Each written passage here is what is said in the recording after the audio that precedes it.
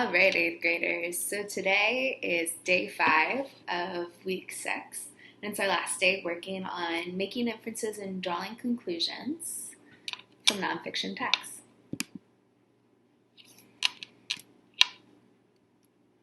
Okay, so again, we're still focusing on 8.6D. And our learning target today is, today I will make inferences and draw conclusions based on explicit and implied information while watching a StoryCorps animated video.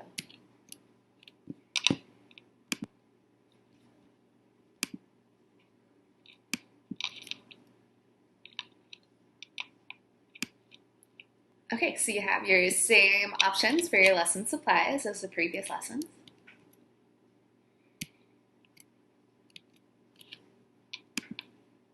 Where I've invited my students on Friday to write responding to a prompt or write about a topic that they're passionate about, however they feel moved that day. So here's your prompt. And as we learned from our happiness lesson, it's a good practice to help your well-being too. I'd like for you to write an ode to something you appreciate even more now during this time of social distancing. So when you write an ode is a poem about something where you gush about it, you talk about how much you love it and what it means to you. And maybe it could be something as small as a pen. Or maybe you didn't consider the value that it had to you before. Or maybe it's a friendship, or maybe it's even that relationship with your little brother that you're valuing during this time. And I'll share some examples with you too. So, play some music, get out a pen and a piece of paper, or even write it on your phone, or even post it on Instagram, and follow the prompt.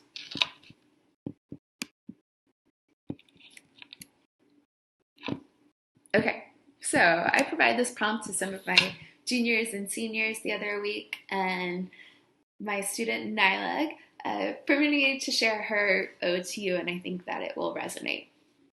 So she writes, "Dear music, your sweet words produces the sound of beautiful verbs. Dear music, your lyrics grasp my ears, while the melody fills me with cheer. Dear music, you tell me every emotion by pushing the notion to be determined.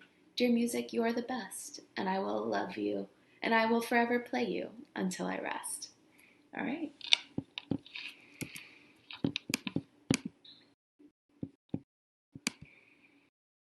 Okay. And I have my example as well. If you'd like to pause the screen, you can read my poem, My Ode to Green Beans.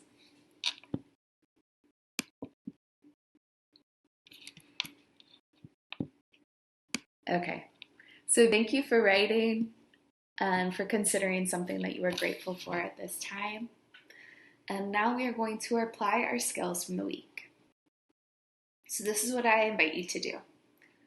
I invite you to watch the StoryCorps video, and then using the provided link, answer questions based on the video and this week's key understandings.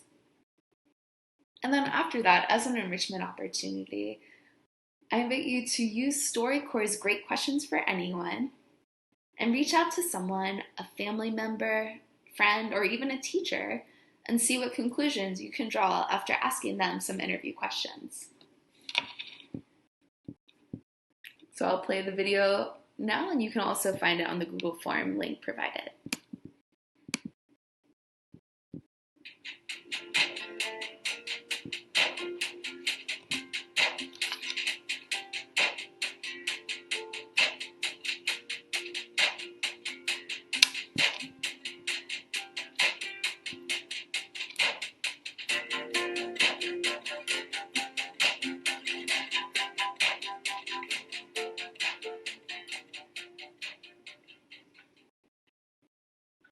When did you and Dad decide to adopt?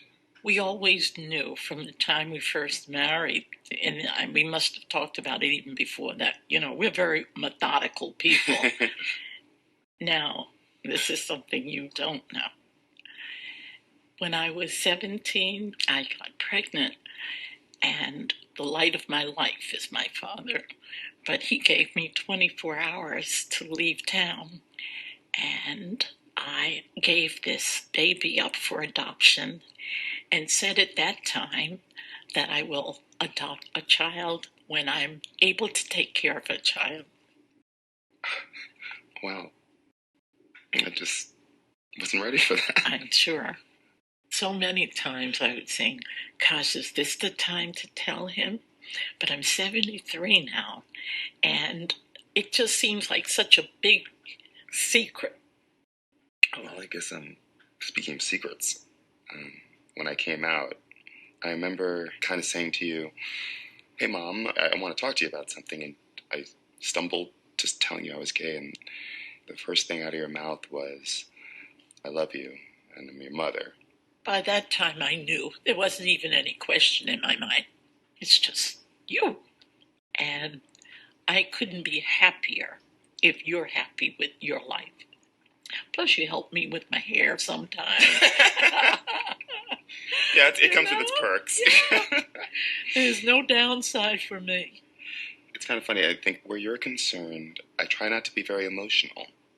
I worry that you'll never know just how deeply I love you and how scary it is for me sometimes to imagine life without you.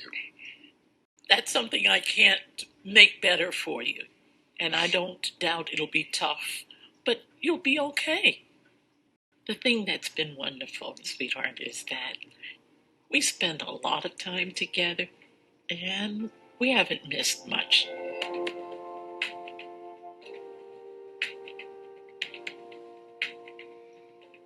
Okay. And if you like this animated interview, you can find other animated interviews like it at storycorps.org.